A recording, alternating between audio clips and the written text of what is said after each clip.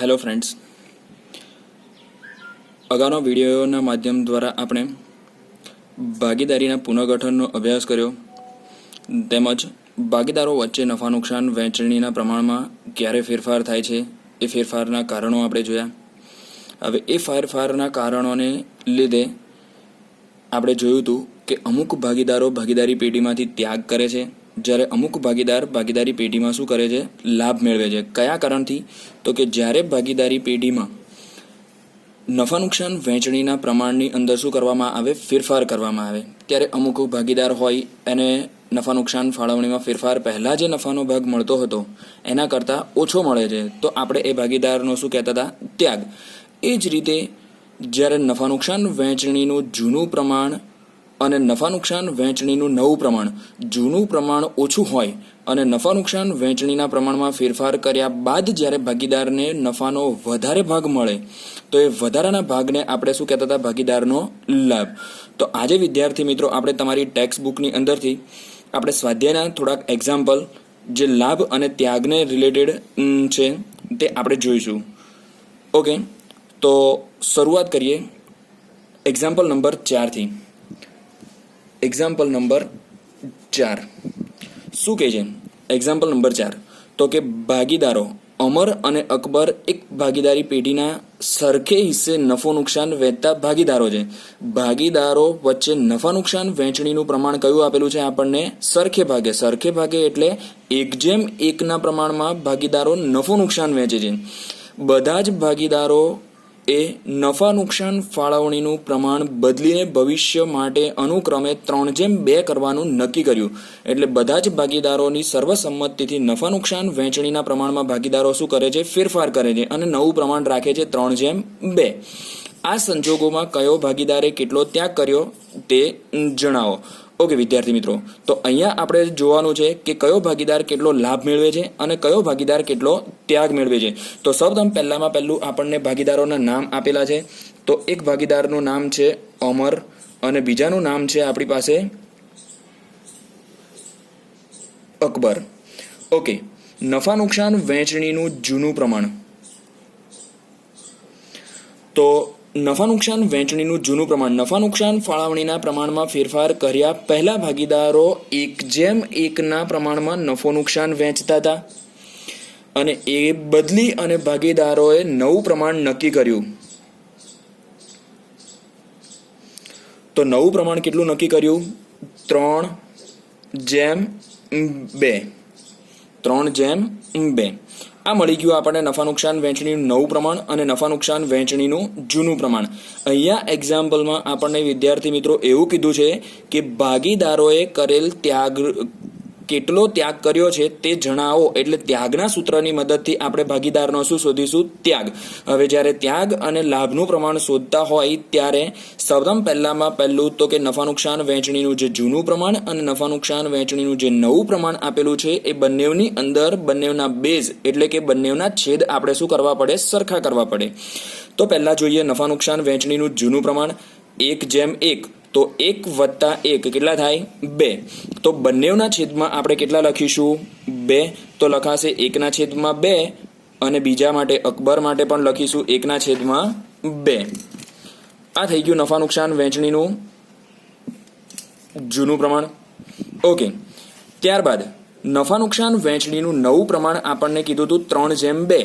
તો 3+2 3:2 નો કુલ ટોટલ સરવાળો કેટલો થાય? 5. તો બંનેના છેદમાં આપણે બેઝ એટલે કે જેને કહીએ કે લસા એ કેટલો લખીશું? 5. તો 3ના છેદમાં પણ 5 લખાશે અને 2ના છેદમાં પણ કેટલા લખાશે? 5. આ થઈ ગયું આપણું નફા નુકસાન વહેંચણીનું જૂનું પ્રમાણ.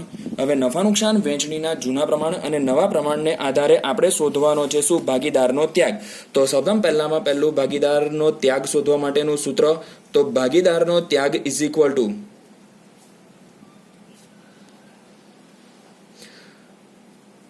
નફા નુકસાન વહેંચણીનું જૂનું પ્રમાણ માઇનસ નફા નુકસાન વહેંચણીનું નવું પ્રમાણ. આ હતું આપણું ત્યાગનું સૂત્ર.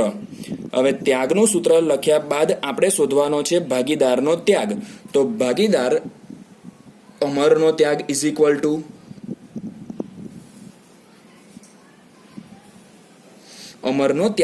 ઇક્વલ ટુ ભાગીદારનું નફા નુકસાન વહેંચણીનું જૂનું પ્રમાણ. તો જૂનું પ્રમાણ આપણી પાસે કેટલું છે અમરનું? 1/2. તો લખીશું 1/2. ત્યારબાદ નફા નુકસાન વહેંચણીનું નવું પ્રમાણ. તો અમરનું નવું પ્રમાણ કેટલું હતું? 3/5 માઇનસ 3/5. હવે જ્યારે પ્લસ અથવા તો માઇનસ હોય ત્યારે બંનેના છેદ કેવા આવવા જોઈએ? સરખા. એટલે કે બેઝ કેવો બનાવવાનો? સરખો. તો બેઝ આપણી પાસે સરખો નથી, તો બેઝ સરખો બનાવવા માટે કોઈક એક સંખ્યા વડે ગુણવું પડે. હવે વિદ્યાર્થી મિત્રો અહીંયા કશું જ આપણે વિચારવાનું નહીં. જે બંનેની અંદર જે સામસામે જે સંખ્યા છે એ બંનેની સામસામેની સંખ્યાનો શું કરવાનો? ગુણાકાર. તો 5 વડે આને મલ્ટિપ્લિકેશન કરીશું અને સામેના પદને કેટલા વડે મલ્ટિપ્લિકેશન કરીશું? 2 વડે. તો પ્રથમ જે જૂનું પ્રમાણ છે એ જૂના પ્રમાણને આપણે 5 વડે ગુણીએ. તો 5 એકા 5/5 10 માઇનસ સામેના પદને કેટલા વડે ગુણીશું? 2 વડે. તો 3 × 2 3 × 6 અને 5 × 10. બંનેનો જે બેઝ હતો એટલે કે લસા એ કેવો થઈ ગયો? સરખો. ત્યારબાદ બંનેની બાદબાકી કરીએ તો 5 માઇનસ 6/10. તો ભાગીદાર અમરનો ત્યાગ આપણને કેટલો મળશે? -1/10. -1/10. આ હતો ભાગીદારનો શું કહેવાય? લાભ. આપણે અગાઉના વિડીયોની અંદર પણ કીધું હતું કે ત્યાગના સૂત્રની અંદર જ્યારે આપણે દાખલો ગણતા હોઈએ ત્યારે જવાબ જો આપણને માઇનસમાં મળે તો એ શું છે? ભાગીદારનો લાભ. ઓકે. ત્યારબાદ બીજા ભાગીદાર માટે એનો ત્યાગ શોધીએ. તો અકબરનો ત્યાગ ઇઝ ઇક્વલ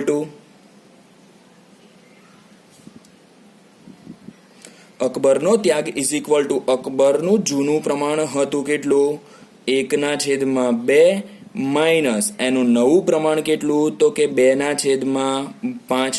બંનેનો જે બેઝ છે એ સરખો બનાવવા માટે સામસામેની સંખ્યા વડે આપણે શું કરીશું? મલ્ટિપ્લિકેશન. તો અહીંયા 5 વડે ગુણાકાર કરતા 5 એકા 5/10 માઇનસ સામે 2 વડે મલ્ટિપ્લિકેશન કરતા 2 × 4 4/10. બંનેની બાદબાકી. તો 5 - 4/10. તો જવાબ આપણને મળશે 1/10. તો જો ત્યાગના સૂત્રથી આપણે દાખલો ગણતા હોય અને જવાબ આપણને પ્લસમાં મળે તો એ ભાગીદારનો શું કહીશું?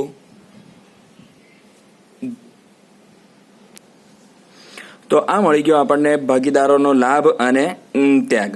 ઓકે. ત્યારબાદ આપણે એક્ઝામ્પલ નંબર 5 જોઈએ સ્વાધ્યાયનો. શું કહે છે એક્ઝામ્પલ નંબર 5? તો કે કોમલ, કૃપા અને કરિશ્મા એક ભાગીદારી પેઢીના ભાગીદારો છે. તેઓ નફો નુકસાન 3/2/1 પ્રમાણમાં વહેંચે છે. તો નફા નુકસાન વહેંચણીનું જૂનું પ્રમાણ આપણને આપેલું છે વિદ્યાર્થી મિત્રો 3/2/1. બધા જ ભાગીદારોએ ભવિષ્યમાં નફા નુકસાનની વહેંચણીનું પ્રમાણ 5/3/2 કરવાનું નક્કી કર્યું. આ માહિતી પરથી ત્યાગના પ્રમાણની ગણતરી કરો. અહીંયા પણ વિદ્યાર્થી મિત્રો આપણને શેનું પ્રમાણ શોધવાનું કીધું છે? ત્યાગનું પ્રમાણ. તો શોધીએ ત્યાગનું પ્રમાણ એક્ઝામ્પલ નંબર 5 ની અંદર. Example number 5. તો ભાગીદારોના સૌપ્રથમ નામ લખી દઈએ. પહેલો ભાગીદાર કોમલ, બીજું કૃપા અને કરિશ્મા. 3 ભાગીદારો વચ્ચે નફા નુકસાન વહેંચણીનું જૂનું પ્રમાણ 3/2/1. જ્યારે નફા નુકસાન વહેંચણીનું નવું પ્રમાણ 5/3/2. હવે અગાઉ જેમ કીધું એ પ્રમાણે આપણે બધાના જે બેઝ છે એ બેઝ શું કરી દેવા પડે? લખી દેવા પડે. તો જૂનું પ્રમાણ ફરીથી લખીએ. તો જૂનું પ્રમાણ 3 કુલ ટોટલ સરવાળો 3 2 5 5 ને 1 6. તો બધાના છેદમાં આપણે કેટલા લખીશું? 6. એ જ રીતે નવા પ્રમાણની અંદર તો નવા પ્રમાણનો કુલ ટોટલ સરવાળો 5 ને 3 8, 8 અને 2 10. તો બધાના છેદમાં આપણે લખીશું કેટલા? 10. કેટલા? 10. આ થઈ ગયું આપણું નફા નુકસાન વહેંચણીનું નવું પ્રમાણ અને નફા નુકસાન વહેંચણીનું જૂનું પ્રમાણ. ઓકે. ત્યારબાદ ભાગીદારનો ત્યાગ શોધવા માટે સૌપ્રથમ પહેલામાં પહેલું સૂત્ર લખવાનું. ભાગીદારનો ત્યાગ ઇઝ ઇક્વલ ટુ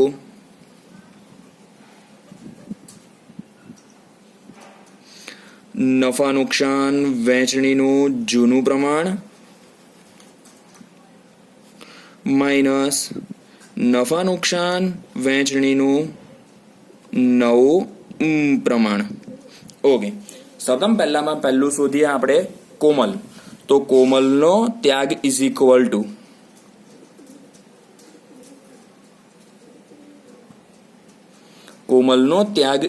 ટુ કોમલનું નફા નુકસાન વહેંચણીનું જૂનું પ્રમાણ 3/6 માઇનસ કોમલનું નફા નુકસાન વહેંચણીનું નવું પ્રમાણ 5/10. અગાઉ જે રીતે કીધું તે રીતે બંનેનો બેઝ શું બનાવવાનો? સરખો. તો બંનેનો બેઝ સરખો બનાવવા માટે શું કરીશું? તો કે સામસામેની સંખ્યા વડે શું કરી દેવાનું? મલ્ટિપ્લિકેશન. તો સામસામેની સંખ્યા વડે મલ્ટિપ્લિકેશન કરતા 6 ને 10 વડે ગુણીશું અને 3 ને પણ 10 વડે ગુણીશું. તો બંનેને 10 વડે ગુણતા કેટલા મળશે આપણને? 6 ગુણ્યા 10 કરશો તો 60 અને 3 ને 10 વડે ગુણશો તો કેટલા મળશે? 30. તો 30/60 માઇનસ 5/10 ને કેટલા વડે મલ્ટિપ્લિકેશન કરીશું? 6 વડે. તો 6 વડે મલ્ટિપ્લિકેશન કરતા 5 6 30. 30/60 બંનેની બાદબાકી 30 - 30/60. તો ભાગીદારનો ત્યાગ આપણને કેટલો મળશે? 0/60.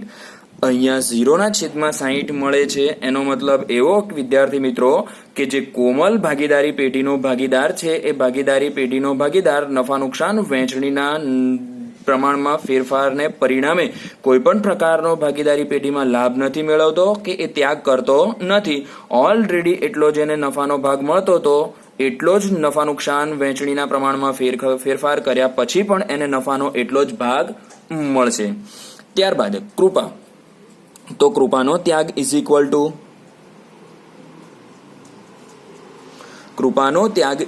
ટુ કૃપાનું નફા નુકસાન વહેંચણીનું જૂનું પ્રમાણ. તો જૂનું પ્રમાણ 2/6, નવું પ્રમાણ 3/10. બંનેનો બેઝ સરખો બનાવવાનો. તો બંનેનો બેઝ કેટલો આવશે? 60. તો છેદમાં આપણે લખી દઈએ 60. મલ્ટિપ્લિકેશનમાં કેટલા વડે ગુણાકાર કરીશું? તો કે 10 વડે. તો 10 × 2 = 20 માઇનસ અહીંયા કેટલા વડે ગુણાકાર કરીશું? તો 6 વડે. તો 6 વડે મલ્ટિપ્લિકેશન કરતા 6 × 18, 18/60 બંનેની બાદબાકી. તો 20 - 18/60. 20 માંથી 18 જાય તો 2/60. હવે ત્યાગના સૂત્રથી જો જવાબ આપણને પ્લસમાં મળે તો એને કહીશું ભાગીદારનો ત્યાગ. આ મળી ગયો આપણને કૃપાનો ત્યાગ. ત્યારબાદ કરિશ્માનો ત્યાગ ઇઝ ઇક્વલ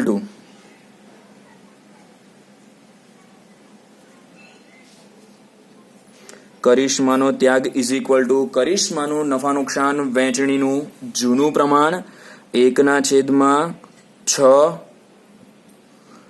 માઇનસ નફા નુકસાન વહેંચણીનું નવું પ્રમાણ 2/10.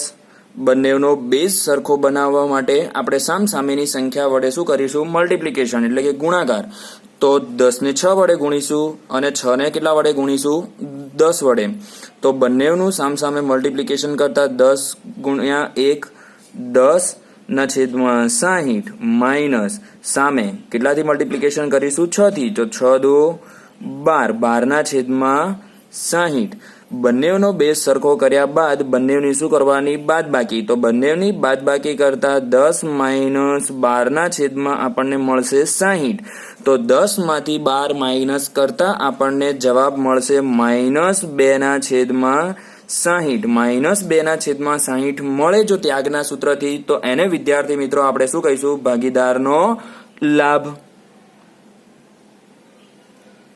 આ મળી ગયો આપણને 3 ભાગીદારોનો ત્યાગ.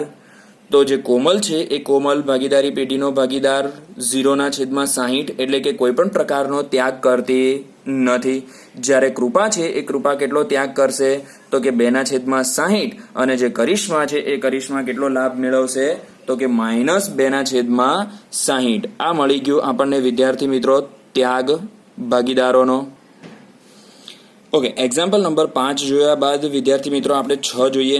તો એની અંદર પણ આપણને ત્યાગના પ્રમાણની જ ગણતરી કરવાની કીધી છે. તો આ એક્ઝામ્પલ નંબર 5 ગણ્યા બાદ તમે એક્ઝામ્પલ નંબર 6 તમારી જાતે ગણશો. એક્ઝામ્પલ નંબર 7ની અંદર જોઈએ તો કે દીપક, નિલેશ અને પ્રતિક એક ભાગીદારી પેઢીના ભાગીદારો છે. તેમનું નફા નુકસાન વહેંચણીનું પ્રમાણ 1:2:3 છે. તે પ્રમાણ બદલીને ભવિષ્ય માટે અનુક્રમે 2:2:1 કરવાનું નક્કી કર્યું. આ સંજોગોમાં કયો ભાગીદાર કેટલો લાભ મેળવ્યો તેની ગણતરી કરો. એટલે વિદ્યાર્થી મિત્રો અહીંયા આપણે શોધવાનો છે ભાગીદારનો લાભ. અગાઉ જે બંને એક્ઝામ્પલ જોયા એ બંને એક્ઝામ્પલ શેના હતા? તો કે ભાગીદારના ત્યાગના. અહીંયા આપણે જોઈશું લાભનો એક્ઝામ્પલ. તો એક્ઝામ્પલની શરૂઆત કરીએ. Example number 7. સૌપ્રથમ પહેલું ભાગીદારોના નામ લખી દઈએ. તો ભાગીદાર દીપક, નિલેશ અને પ્રતિક. ભાગીદારો વચ્ચે નફા નુકસાન વહેંચણીનું જૂનું પ્રમાણ તો 1:2:3. ભાગીદારો વચ્ચે નફા નુકસાન વહેંચણીનું નવું પ્રમાણ 2:2:1. હવે લાભના પ્રમાણની કે ત્યાગના પ્રમાણની જ્યારે ગણતરી કરતા હોઈએ ત્યારે સૌપ્રથમ પહેલા બધાનો શું લખી દેવાનો? બેઝ. બેઝ એટલે શું? તો કે લાભની અંદર જૂના પ્રમાણની અંદર જૂના પ્રમાણનો કુલ સરવાળો અને નવા પ્રમાણની અંદર બેઝ શું? તો કે નવા પ્રમાણનો કુલ સરવાળો. તો જૂના પ્રમાણનો કુલ ટોટલ સરવાળો થશે 1 + 2 3, 3 ને 3 6. તો બધાના છેદમાં આપણે કેટલા લખીશું? 6 લખી દીધા. ત્યારબાદ નવા પ્રમાણનો બેઝ. તો નવા પ્રમાણનો કુલ ટોટલ સરવાળો 2, 2 4 અને 1 5. તો બધાના છેદમાં આપણે લખીશું કેટલા? 5. આ મળી ગયો આપણને બંનેનો બેઝ. બંનેનો બેઝ મળ્યા બાદ સૌપ્રથમ પહેલું શોધવાનું છે શું? તે નક્કી કર્યું આપણે લાભ ભાગીદારનો. તો લાભ શોધવા માટે સૌપ્રથમ પહેલું લાભનું સૂત્ર લખીશું. તો ભાગીદારનો લાભ ઇઝ ઇક્વલ ટુ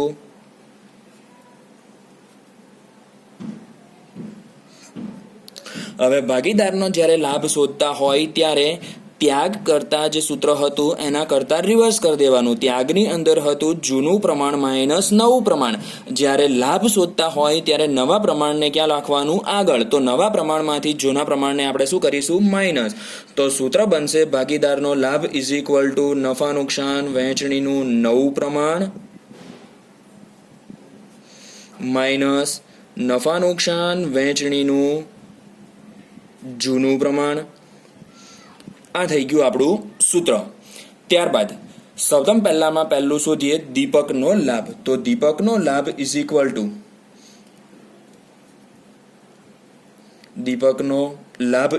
ટુ દીપકનું નફા નુકસાન વહેંચણીનું નવું પ્રમાણ 2/5 માઇનસ દીપકનું નફા નુકસાન વહેંચણીનું જૂનું પ્રમાણ 1/6.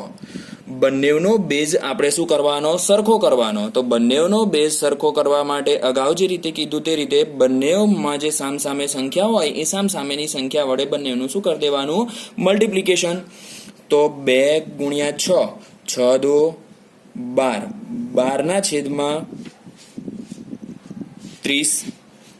12/30 માઇનસ 5 વડે મલ્ટિપ્લિકેશન કરીશું તો 5/, કેટલા આવશે? 30. 5 × 6 = 30 અને 5 × 1 = 5. બંનેની બાદબાકી કરીએ તો 12 - 5/30 30. 12માંથી 5ને શું કરવાના? માઇનસ. તો 12માંથી 5ને માઇનસ કરતા કેટલા મળશે આપણને? 7. તો 7ના છેદમાં કેટલા મળશે? 30. 7ના છેદમાં 30. હવે લાભના સૂત્રથી જ્યારે જવાબ આપણને શેમાં મળે? પ્લસની અંદર મળે. તો લાભના સૂત્રની અંદર જ્યારે જવાબ આપણને પ્લસમાં મળે તો એને વિદ્યાર્થી મિત્રો આપણે શું કહીશું? લાભ. કેમ? જ્યારે ત્યાગના સૂત્રથી જ્યારે આપણે એક્ઝામ્પલ ગણતા હતા તો ત્યાગના સૂત્રથી જો જવાબ આપણને પ્લસમાં મળતો હતો તો એને લાભ કહેતા હતા. તો લાભના સૂત્રથી જ્યારે એક્ઝામ્પલ ગણતા હોય અને જવાબ આપણને શેમાં મળે? પ્લસમાં, તો એને પણ આપણે શું કહીશું? ભાગીદારનો લાભ. આ મળી ગયો આપણને દીપકનો લાભ. ત્યારબાદ બીજો ભાગીદાર નિલેશ. તો નિલેશનો લાભ ઇઝ ઇક્વલ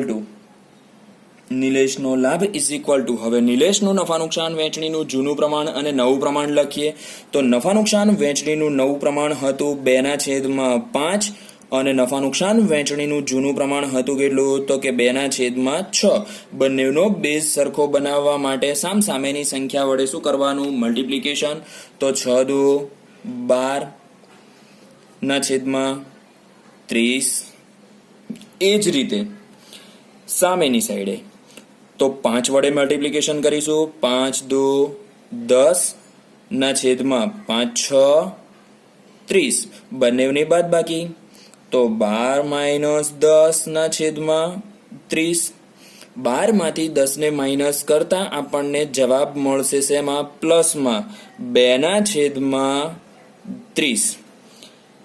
તો લાભના સૂત્રથી જવાબ આપણને જ્યારે પ્લસમાં મળે તો એને આપણે કહીશું ભાગીદારનો લાભ. આ મળી ગયો આપણને નિલેશનો લાભ. હવે નિલેશનો લાભ મળ્યા બાદ આપણે શોધીશું ભાગીદાર પ્રતીકનો લાભ. તો પ્રતીકનો લાભ શોધીએ.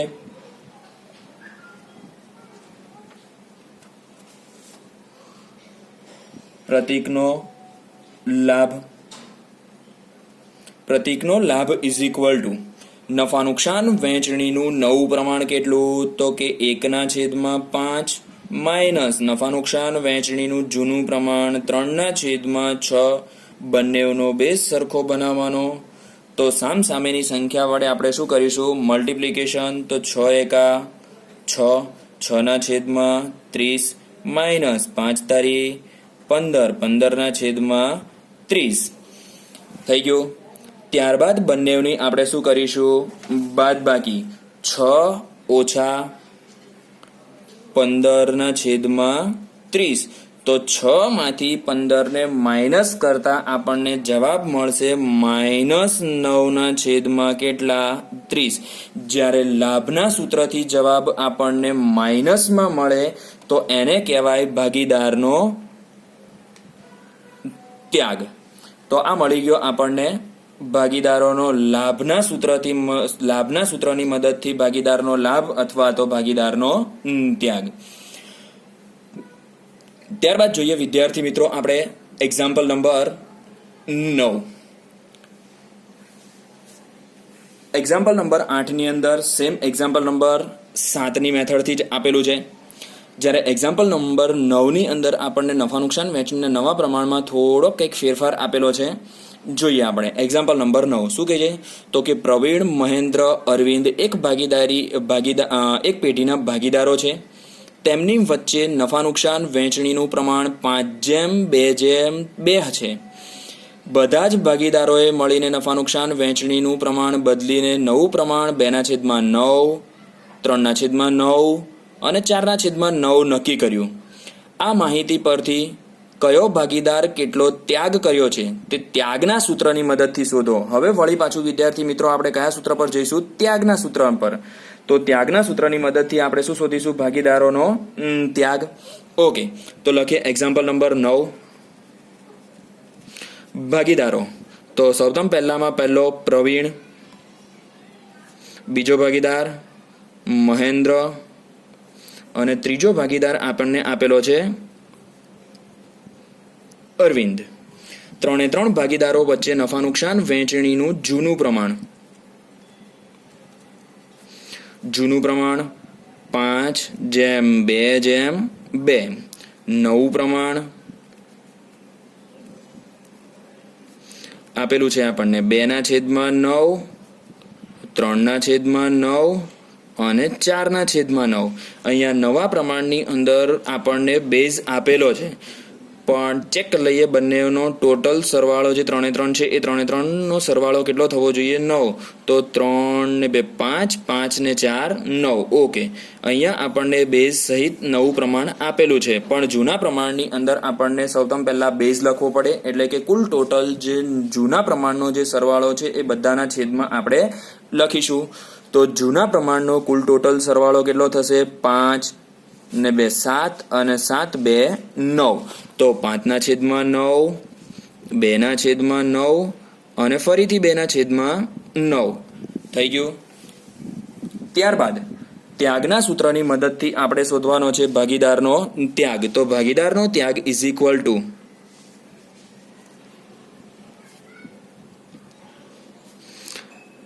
નફા નુકસાન વહેંચણીનું જૂનું પ્રમાણ માઇનસ નફા નુકસાન વહેંચણીનું નવું પ્રમાણ.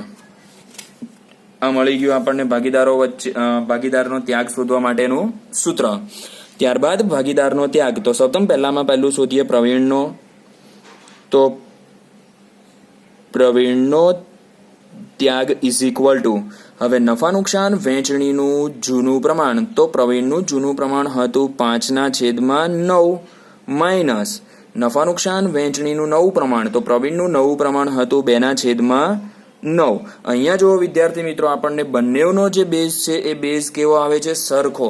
તો એનો મતલબ એવો છે કે ફક્ત અને ફક્ત આપણે શું કરવાની છે? તો કે બાદ બાકી જ અહીંયા કરવાની છે, બીજું કશું જ આપણે કરવાનું નથી. તો બાદ બાકી કરીએ તો 5 - 2/9. 5માંથી 2 જાય તો 3/9. તો 3/9 ત્યાગના સૂત્રથી જવાબ જો આપણને પ્લસમાં મળે તો એને કહીશું આપણે ભાગીદારનો ત્યાગ. આ મળી ગયો આપણને પ્રવીણનો ત્યાગ. ત્યારબાદ બીજો ભાગીદાર મહેન્દ્ર. મહેન્દ્રનો ત્યાગ ઇઝ ઇક્વલ ટુ મહેન્દ્રનું નફા નુકસાન વહેંચણીનું જૂનું પ્રમાણ, તો કે 2/9 માઇનસ નવું પ્રમાણ 3/9. બંનેની બાદબાકી કરવાની, તો 2 - 3/9. તો 2માંથી 3ને માઇનસ કરતા આપણને જવાબ મળશે -1/9. જ્યારે ત્યાગના સૂત્રની મદદથી જો આપણને જવાબ શેમાં મળે? માઇનસમાં, એટલે કે ઋણમાં મળે, તો એને કહીશું ભાગીદારનો લાભ. ત્યારબાદ ત્રીજો ભાગીદાર અરવિંદ. અરવિંદનો ત્યાગ ઇઝ ઇક્વલ ટુ નફા નુકસાન વહેંચણીનું જૂનું પ્રમાણ 2/9 માઇનસ નવું પ્રમાણ 4/9. બંનેની બાદબાકી કરીએ તો 2 - 4/9. તો 2માંથી 4ને માઇનસ કરતા આપણને જવાબ મળશે -2/9. તો ત્યાગના સૂત્રથી જવાબ જો આપણને માઇનસમાં મળે તો એને કહેવાય ભાગીદારનો લાભ.